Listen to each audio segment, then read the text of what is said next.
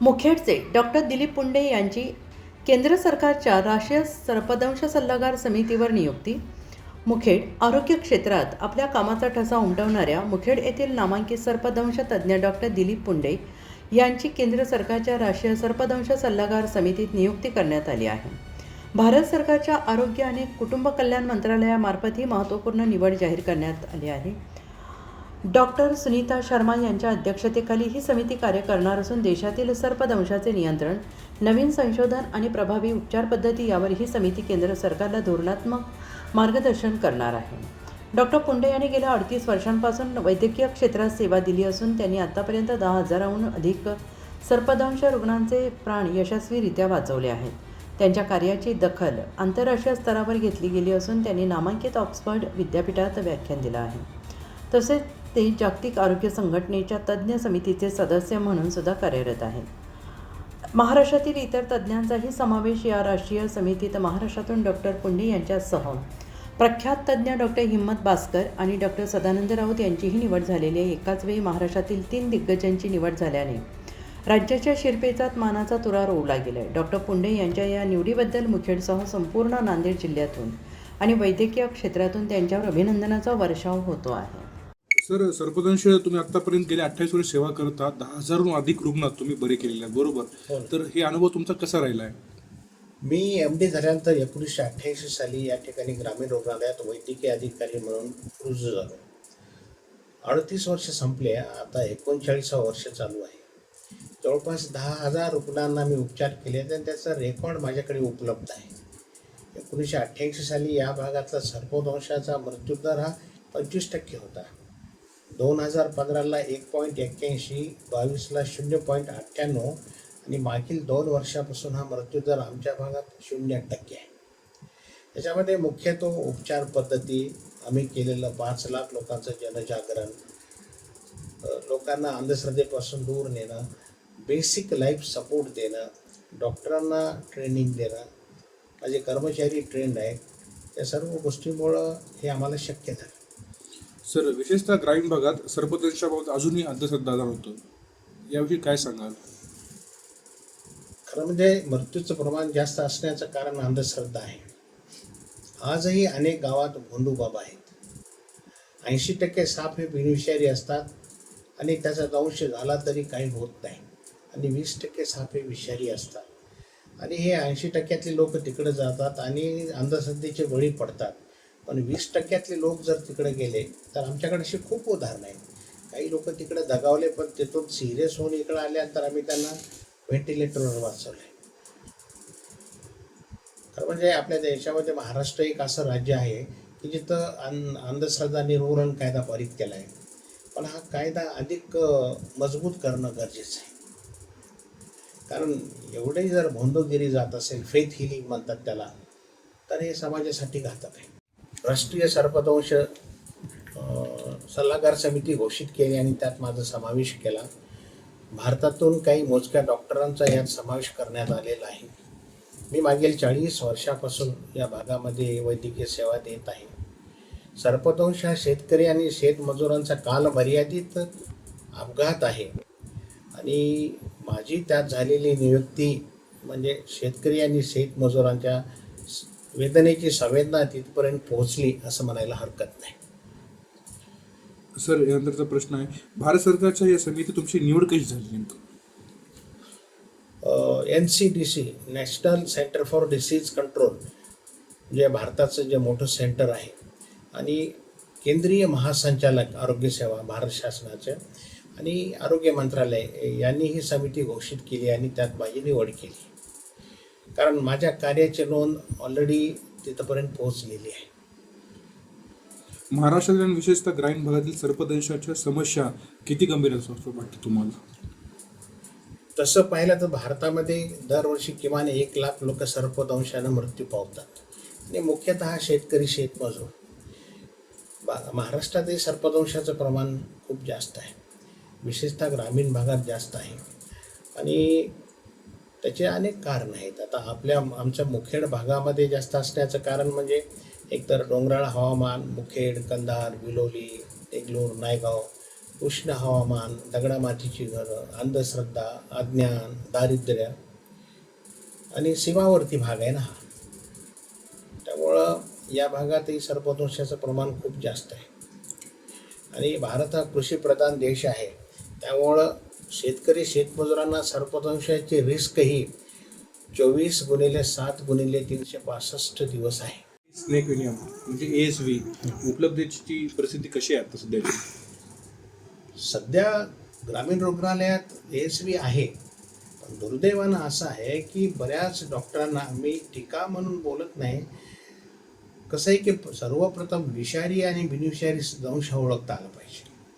त्याच्यानंतर त्याला किती मात्रा द्यावी, नागाला किती द्यावी, मण्यारला किती द्यावी, घोणसला किती द्यावी. आणि बेसिकली या औषधांचं रिॲक्शनचं प्रमाण जास्त असल्यामुळं ग्रामीण भागातले डॉक्टर ह्या उपचार करायला धजत नाहीत. तर आम्ही वेळोवेळी त्यांच्या ट्रेनिंगमध्ये हे शिकवतो की रिॲक्शन आली तर घाबरू नये. बदललेली सामाजिक परिस्थितीसुद्धा त्याला कारणीभूत आहे. तर मुबलक साठा, डॉक्टरांचा आत्मविश्वास वाढल्याशिवाय, डॉक्टर तज्ज्ञ असेल तरच त्याचा खरा लाभार्थी रुग्ण असेल. सर, महत्त्वाचा प्रश्न आहे, महाराष्ट्राचे जे डॉक्टर आहेत, कर्मचारी, त्यांना उत्तम असं प्रशिक्षणाची गरज आहे का? 100% महाराष्ट्र नाही, पूर्ण देशात गरज आहे. प्रत्येक जिल्ह्याला गरज आहे.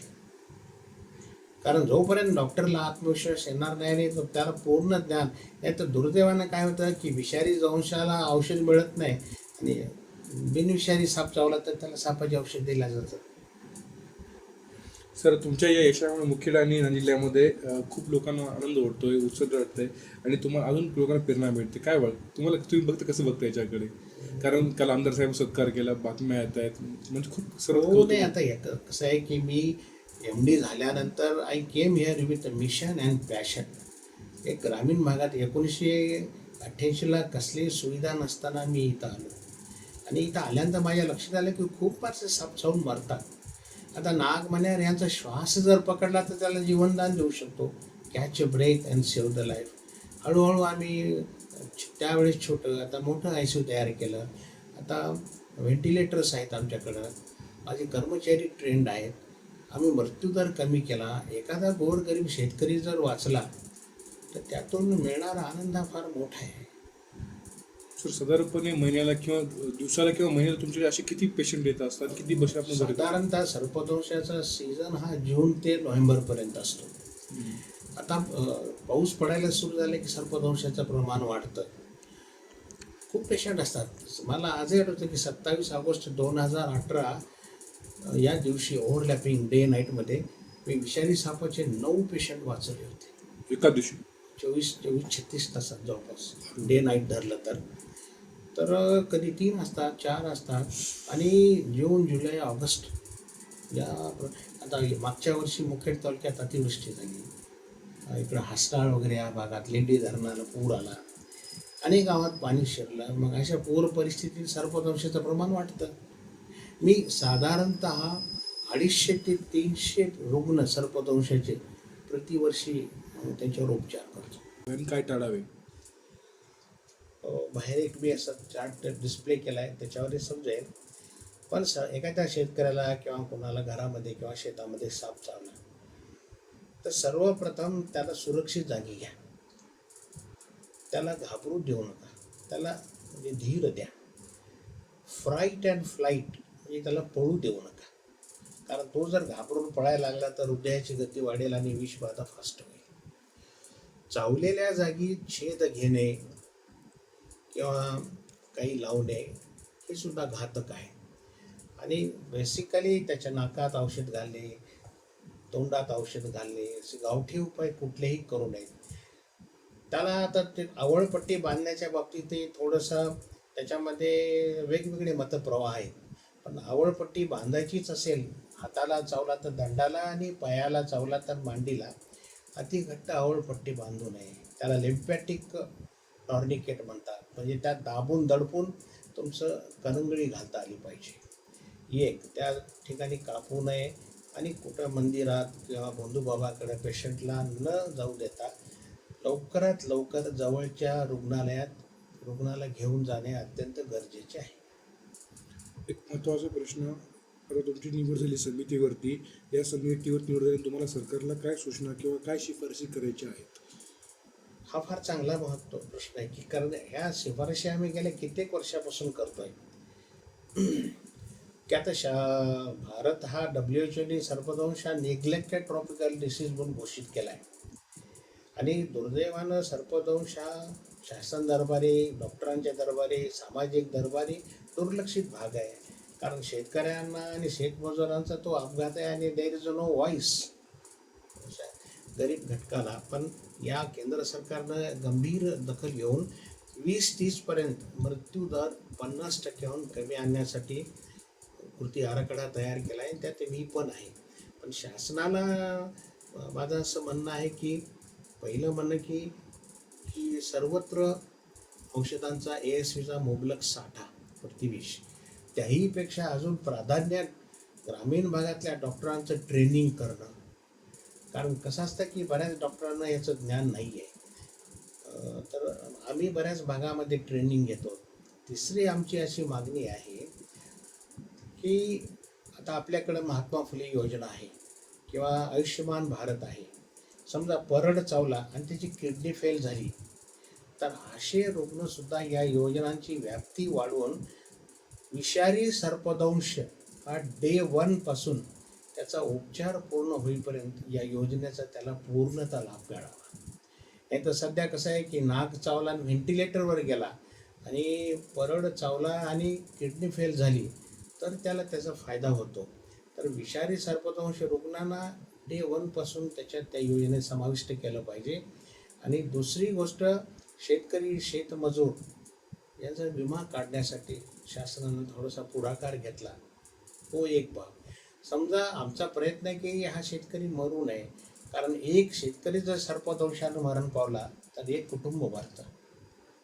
दुर्दैवानं मृत्यू झालाच तर त्या शेतकऱ्याला आपल्या देशामध्ये सर्व राज्यामध्ये समान आणि भरीव मदत मिळावी.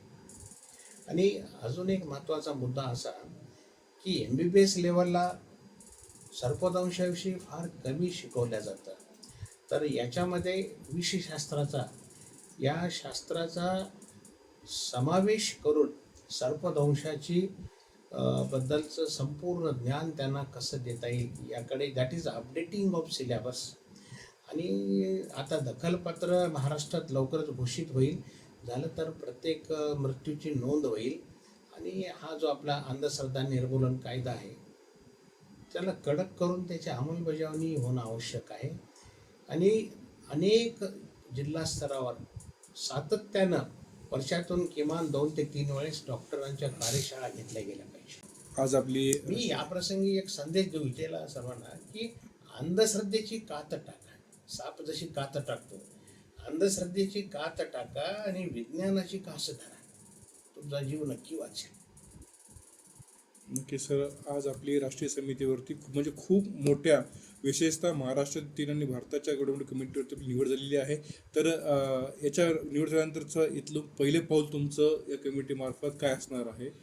नाही, पहिलं तर माझं पहिलं पाऊल असेल की बाबा या शासनाच्या योजना आहेत त्या सर्पदंशासाठी व्यापक असाव्यात.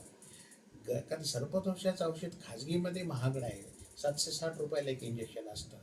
पहिलं पाऊल या योजनेमध्ये पूर्णतः विषारी दंशाचा सहभाग.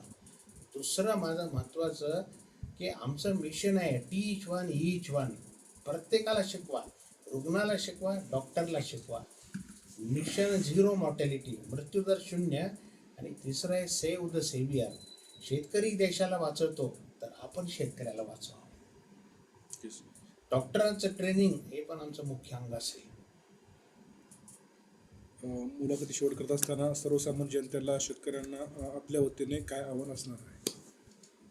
नाही, मी असं सांगेन की बाबा आता पावसाळा सुरू होतोय, तोंडावर आलेला आहे. सर्पदंश झाल्यानंतर तुम्ही तातडीनं जवळच्या रुग्णालयात जा. अंधश्रद्धेला बळी पडू नका. कारण त्याच्यात जर वेळ गेला आणि मृत्यू आला तर आयुष्याचं दुःख पदरात येईल. वैज्ञानिक सल्ला घ्या. मी जे म्हटलं ना की अंधश्रद्धेची कात टाकून विज्ञानाची कास धरा. मी अजून म्हणेन की ग्रामपंचायत आहे तर नेत्यांचे वाढदिवस असतात. आज प्रत्येक गावात इतके फ्लेक्स असतात. आपल्या आपल्याला रस्ता दिसत नाही.